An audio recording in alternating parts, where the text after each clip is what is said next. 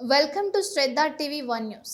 కూటమి ప్రభుత్వం చేపట్టిన డిఎస్సి నియామకాల్లో అక్రమాలు చోటు చేసుకున్నాయని, వాటిపై సిబిఐ విచారణ చేపట్టాలని వైఎస్ఆర్సీపీ జిల్లా అధ్యక్షుడు, ZP chairperson, Bheemili YCP incharge Majji Srinivasarao demand చేశారు.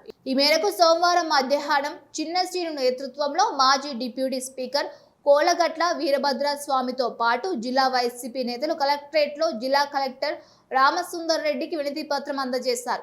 డిఎస్పీపై సిబిఐ విచారణ జరిపి అది పూర్తయ్యే వరకు అందుకు బాధ్యత వహించి విద్యాశాఖ మంత్రి నారా లోకేష్ రాజీనామా చేయాలని వినతిలో పేర్కొన్నారు. దాంతో పాటు విద్యార్థుల ఫీజు రియంబర్స్మెంట్ బకాయిలు వెంటనే విడుదల చేయాలని, ఎన్నికల్లో ఇచ్చిన హామీ నిరుద్యోగ భృతికి 75,000 బకాయిలతో కలిపి అమలు చేయాలని కలెక్టర్కు విన్నవించారు.